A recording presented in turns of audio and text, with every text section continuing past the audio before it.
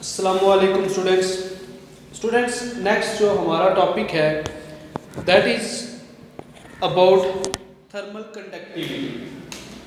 Thermal conductivity जो है वो बेसिकली है क्या चीज़ कि आपके पास लेट्स से ये एक कोई मटेरियल है दैट इज़ अ रॉड है या आपके पास कोई भी स्टील रॉड और एनीथिंग कुछ भी ऐसा आपका पास मटेरियल है।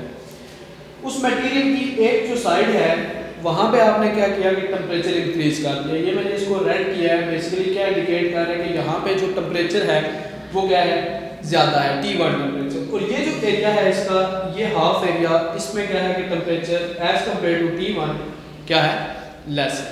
तो students basically a measure of the ability of a material to allow the flow of heat from its hotter surface through the material to its colder surface. Basically thermal conductivity है क्या कि इस जो material है, कोई भी material है, उसकी एबिलिटी की मेजरमेंट करना कि बेसिकली उसमें कितनी एबिलिटी है कि अपने हॉट सरफेस से अपने कोल्ड सरफेस को किस तरह से हीट ट्रांसफर करता है और कितनी हीट जो है वो ट्रांसफर कर सकता है। To measure the ability of a material to allow the heat transfer from its hotter surface to the colder surface through this material. इस मटेरियल के थ्रू जो है वो किस तरह से उसको ट्रांसफर कर सकता है। हम लोग कंसीडर करते हैं कि हमारे पास ये एक कंप्लीट मटेरियल है और इस मटेरियल के पास जो हमने एनर्जी दी है इसको that is this Q energy है जो कि हमने इसके एक हॉटर सरफेस को जो है वो प्रोवाइड की है। उस एनर्जी के बाद इसका एनर्जी देने से या हीट देने से इसका जो टेम्परेचर है इस सरफेस के ऊपर दैट इज T1। कंप्लीटली इसकी जो लेंथ है L लेंथ है हमारे पास और इस एंड के ऊपर जो टेम्परेचर है दैट इज टेम्परेचर T2, यानी T2 टेम्परेचर जो है वो दूसरे एंड के ऊपर। और कंडीशन ये है कि T1 जो है हमारे पास ग्रेटर है इससे T2 से। इस दौरान स्टूडेंट्स किस तरह से हीट जो है वो ट्रांसफर होती है और वो जो हीट ट्रांसफर होती है वो किस तरह से हम उसको रिलेट कर सकते हैं, बेसिकली हमने इस आइडिया को पहले देखना है।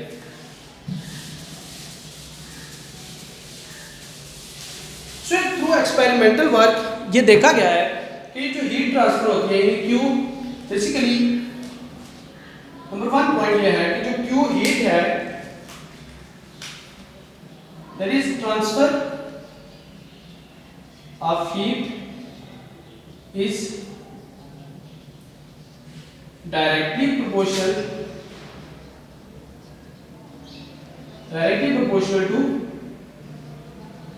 एरिया। मींस Q जो है डायरेक्टली प्रोपोर्शनल है इसके एरिया के। दैट इज इक्वेशन नंबर 1 कि जितना बड़ा ये एरिया होगा this one is the area, इसका जितना ज्यादा एरिया होगा उतनी ज्यादा क्या होगी कि हीट उसके अंदर से ट्रांसफर कर दी जाएगी। नंबर 2 स्टूडेंट्स पॉइंट ये है that transfer of heat is directly proportional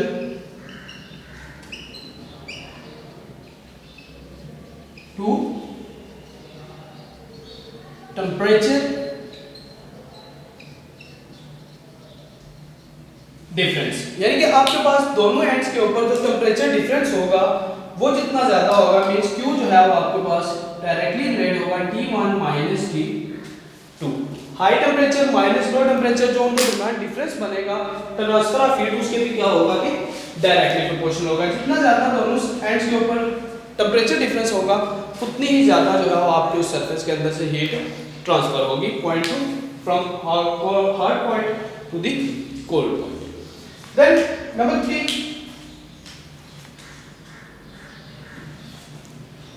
3 point students ये है कि आपके पास जो ट्रांसफर ऑफ हीट है that will be inversely proportional to the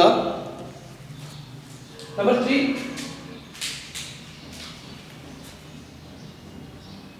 transfer of heat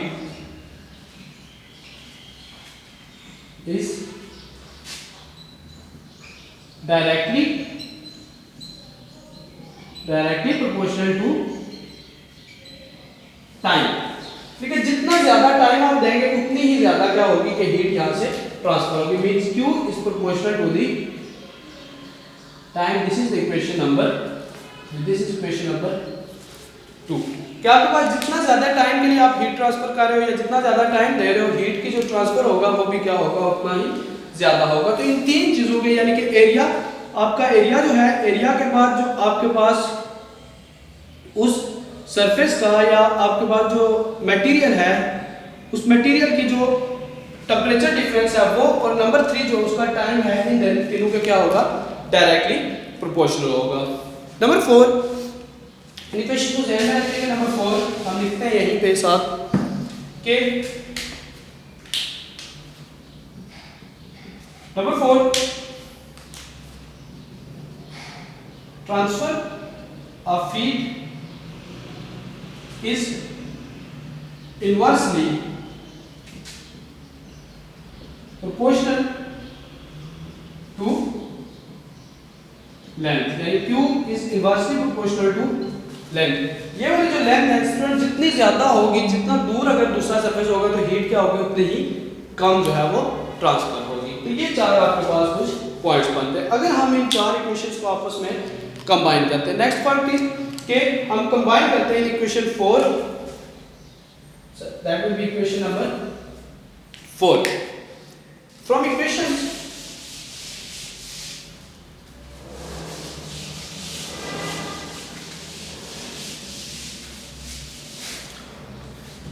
then combine equation 1 2 3 and 4। इन चारों इक्वेशंस को क्या करते हैं सिंपली स्टूडेंट्स कंबाइन करते हैं। अगर तो Q इज डायरेक्टली प्रोपोर्शनल है, फर्स्ट ऑफ ऑल हमने देखा था Q is directly proportional to the area, Q is directly proportional to the temperature difference, Q is directly proportional to the time. इन तीनों के क्या है, ये directly proportional and inversely proportional to the length, inversely proportional to the length. इन तीन equations को हमने क्या किया, कंबाइन करने के बाद एज वी नो जो प्रोपोर्शनल का साइन होता है इसको चेंज किया जाता है with some constant and with equality. तो there is Q is equal to K Q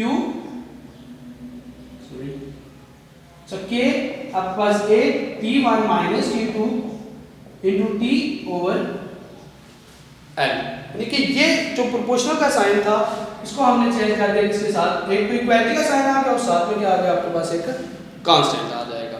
students ये जो कांस्टेंट है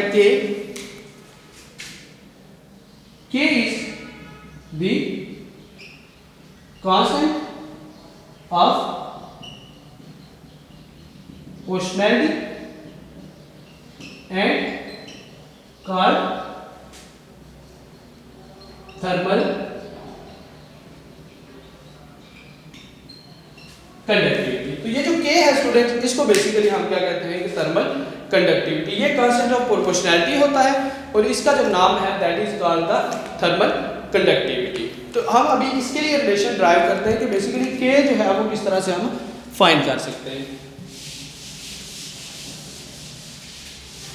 तो अगर इसी इक्वेशन को हम रीअरेंज करें तो रीअरेंज करने से क्या होगा कि L जो है वो यहाँ पे क्रॉस मल्टीप्लाई हो जाएगा, ऊपर वाली जो सारी टर्म ऊपर मल्टीप्लाई में वो सारी दूसरी तरफ क्या होंगे डिवाइड, तो K will be equal to Q L divided by A T1 minus T2 और इनटू क्या आ जाएगा T।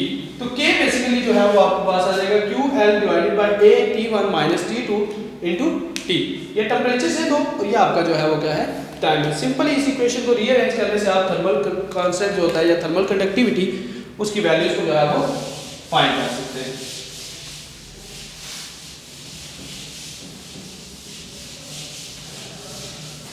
This means students if we put here, अगर हम लोग if L is equal to 1 metre, यानी कि उसकी लेंथ क्या होगा आपके पास 1 मीटर हो, Q इज इक्वल टू, अब 1 जूल हीट जो है वो हमें प्रोवाइड कर रहे हैं, एरिया जो है वो क्या हो 1 मीटर स्क्वायर, टेम्परेचर डिफरेंस यानी कि डेल्टा T जो है वो आपके पास 1 डिग्री सेल्सियस एंड टाइम जो है वो आपके पास क्या हो 1 सेकंड। अगर आप इस इक्वेशन के अंदर ये सारी चीजें पुट करते हैं L is equal to 1 Q is equal to this one then all this, तो आपके पास जो थर्मल कंडक्टिविटी होगी K will be equal to 1 unit इसका Q यूनिट होता है इसका जूल्स, लेंथ का यूनिट होता है मीटर, एरिया का जो यूनिट होता है वो J divide by metre square T का टेम्परेचर हमने यानी टाइम टेम्परेचर का जो यूनिट होता है वो क्या होता है केल्विन, और टाइम जो है इसका यूनिट होता है सेकंड। तो ये जो के है स्टूडेंट्स हमारे पास, ये आपके पास होगा 1 joule metre inverse, kelvin inverse and second inverse. तो जब आप इसको डिफाइन करते हैं तो डिफाइन करते हुए आप लिख सकते हैं कि the quantity of heat which flows through 1 square metre, ठीक है, the quantity of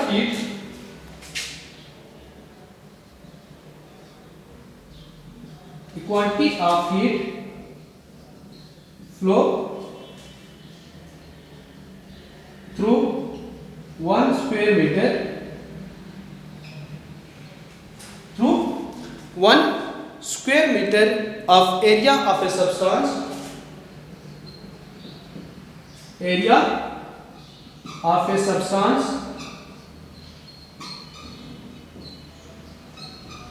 whose length is 1 meter, whose length is 1 meter and temperature difference